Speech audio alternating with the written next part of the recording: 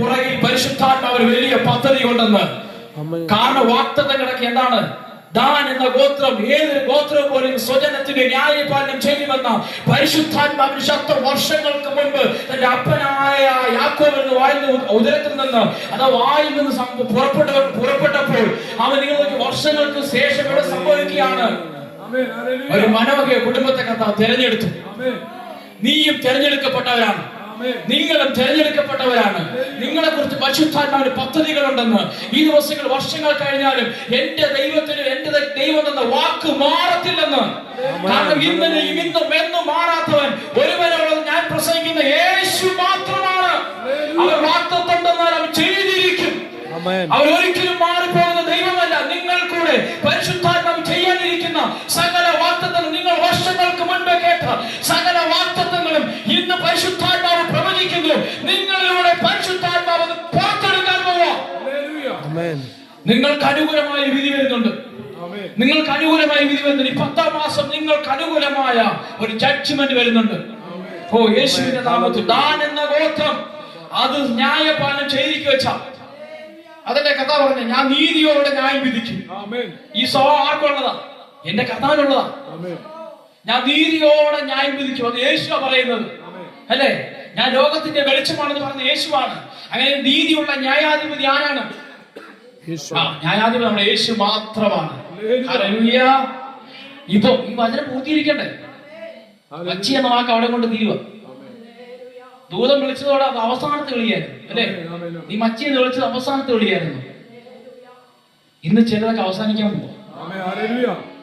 ഇന്ന് ചിലത് അവസാനിക്കാൻ പോവാ. നിന്നെ നിന്ന എന്തുകൊണ്ട് കർത്താവ് മാറ്റാൻ പോവാ. പലപ്പോഴും പല പഴിച്ചൊല്ലുകളിലേക്ക് ഇന്നും കേൾക്കുന്നില്ലേ അല്ലെ? പഴിച്ചൊല്ലുകൾ നമ്മൾ ഇന്നും കേൾക്കുന്നുണ്ട് അല്ലെ? നമ്മളെ താഴ്ന്നവരെ പോലെ ചിലരൊക്കെ അതുകൊണ്ട് ഉയർന്ന് തളർത്ത് നിൽക്കുന്ന ആൽമരം പോലും അല്ല. കർത്താവിന്റെ തോട്ടത്തിന്റെ അകത്ത് ഉയർന്നവൻ താഴ്ന്നവൻ ആരുമില്ലെന്ന്. എല്ലാവരും കർത്താവിന് ഒരുവനാണ്. എല്ലാവരും ന്യായാസനത്തിന് മുമ്പ് നിൽക്കേണ്ടി വരുന്ന ദിവസമുണ്ട്. ആ ന്യായാസനത്തിന് മുമ്പ് നിൽക്കേണ്ട കാര്യമുണ്ടെന്ന്. കാരണം സകലതും ബോധിപ്പിക്കേണ്ട, കണക്ക് ബോധിപ്പിക്കേണ്ട ദിവസം അത് വിദൂരമല്ല പ്രിയരെ. ഇന്ന് വളരെ പ്രത്യാശയോടും ഭയത്തോടും കൂടി വേണമെന്നായിരിക്കുവാൻ. ഈ വാക്തത്വം പൂർത്തീകരിക്കാൻ പോകട്ടോ. ആ കുഞ്ഞ് ജനിച്ചു അല്ലെ? കുഞ്ഞ് ജനിച്ച് അവന് പേരിട്ടിട്ടു ശിംശോൻ, സാംസൺ. ശിംശോൻ എന്ന പേരിട്ട് പുള്ളി കുഞ്ഞ് വളരുകയാണ്. വളർന്ന് ഇപ്പൊ കർത്താവിന്റെ വാക്തത്വം, കർത്താവിന്റെ ആത്മാവ് അനുഭവം വരുമ്പോ അവൻ അസാധാരണമായ ശക്തിയാണ് അല്ലെ? പഴയ നിയമത്തിൽ പരിശുദ്ധാത്മാവ് വന്നിട്ട് എന്ത് ചെയ്യും? തന്റെ ഉദ്ദേശം പൂർത്തീകരിച്ചിട്ട് വന്നിടത്തേക്ക് തിരിച്ചു പോകും. വന്നു പോകുന്ന ആത്മാവിനെ ചുമക്കുന്ന ശിംശോൻ കഴുതയുടെ പച്ച താടിയെല്ലാം എടുത്ത് എന്ത് ചെയ്യുക? ഫിലിസ്തരോട് കഴിഞ്ഞ ദിവസങ്ങളിൽ തന്നെയും തന്റെ കുടുംബത്തെയും തന്റെ സ്വജനത്തിന് ന്യായപാലനം ചെയ്യണ്ടേ? സ്വജനത്തെ അടിമപ്പെടുത്തിയ സകല ഫിലിസ്തരെയും ഇപ്പോൾ കുന്നൊന്ന് കുന്ന് രണ്ട് എന്ന് പറഞ്ഞ മൊട്ടക്കുന്ന് പോലെ കുന്നൊന്ന് കുന്ന് രണ്ടെന്ന് പറഞ്ഞ് കൊന്നു കൂട്ടുമ്പം ഈ ആത്മാവ് വന്ന ആത്മാവിന്റെ ശക്തി നിങ്ങൾ ഓർത്ത് നോക്കണം. ഞാൻ കഴിഞ്ഞ പ്രാവശ്യം വന്നപ്പോൾ ഒരു വാക്യം പറഞ്ഞു, യേശു ക്രിസ്തുവിനെ മരിച്ചവരുടെ ഇടയിൽ നിന്ന് ഉയർപ്പിച്ചവന്റെ ആത്മാവ് നിങ്ങളിൽ ഇരിക്കുന്നുവെങ്കിൽ വന്നു പോകുന്ന ആത്മാവിന് കുന്ന് രണ്ടിന് കൂട്ടാമെങ്കിൽ എപ്പോഴും കൂടെ തന്നെ ഇരിക്കുന്ന നമ്മൾ എത്ര പാപം ചെയ്തിട്ടും നമ്മൾ അകന്നു മാറാത്ത പരിശുദ്ധാത്മാവിന് നിങ്ങളെ കൊണ്ട് എത്ര ചെയ്യാൻ കഴിയും? സൈന്യത്താലുമല്ല, ശക്തിയാലുമല്ല, ദൈവത്തിന്റെ ആത്മാവിനാൽ അത്ര എന്ന് സൈന്യങ്ങളുടെ യഹോവ നിങ്ങളെ നോക്കി ഇന്ന് അരുളി ചെയ്യുകയാണ്.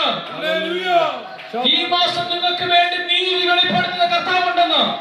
ഈ 10ാം മാസം പരിശുദ്ധാത്മാവിനെ നിങ്ങളെ നോക്കി പ്രവചിക്കുന്നു. നിങ്ങൾക്ക് വേണ്ടി നീതി വെളിപ്പെടുത്തുവാൻ ന്യായാധിപതിനകത്ത് ഇറങ്ങി വന്നിട്ടുണ്ട്. നിങ്ങളെ കൊണ്ട് പരിഹരിക്കാൻ കഴിയാത്ത വിഷയത്തിനകത്ത് നീതി നടത്തുവാൻ എന്റെ കർത്താവിന് കഴിയുമെന്ന് അവൻ നിങ്ങൾക്ക് വേണ്ടി ഇന്ന് സംസാരിക്കാൻ പോവുകയാണ്. ചിലരോട് ഇടപെടാൻ പോകുന്നു. ചില ഡോക്യുമെന്റുകൾ നീക്കുപോക്ക് ഉണ്ടാകാൻ പോകുന്നു. ചില തടസ്സങ്ങൾ അഴിഞ്ഞു മാറാൻ പോകുന്നു. കാരണം എന്റെ കർത്താവ് നീതിയുള്ള ന്യായാധിപതിയാണ്. Thank you, Holy Ghost. ശിംശോൻ ഇപ്പോൾ ന്യായപാലനം ചെയ്യാൻ തുടങ്ങി. അവൻ അത്ര ഗോത്രങ്ങൾക്ക്, ഈ 12 ഗോത്രങ്ങൾക്കും ഒരു ന്യായാധിപനായി പരിശുദ്ധാത്മാവിനെ എഴുന്നേൽപ്പിച്ചു.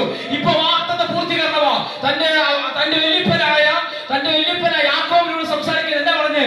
അവൻ ദാൻ എന്ന ഗോത്രം സ്വജനത്തിന് സകല ഗോത്രങ്ങൾക്ക് ന്യായപാലനം ചെയ്യുമെന്ന വാഗ്ദത്തം ശിംശോനിലൂടെ പൂർത്തീകരണം പ്രാപിച്ചു. ശിംശോൻ ആരായിരുന്നു? ന്യായാധിപൻ, ജഡ്ജാണ്. പുള്ളി ഇതിന്റെ ഭാഗമൊക്കെ ചെയ്തെങ്കിലും പുള്ളി ആദ്യം ആരായിരുന്നു?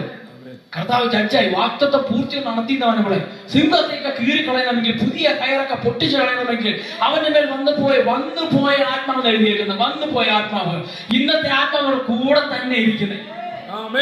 സന്തോഷമില്ല നിങ്ങൾക്ക്? എത്ര പാവങ്ങൾ ചെയ്തു, എത്ര കള്ളം പറഞ്ഞു അല്ലേ?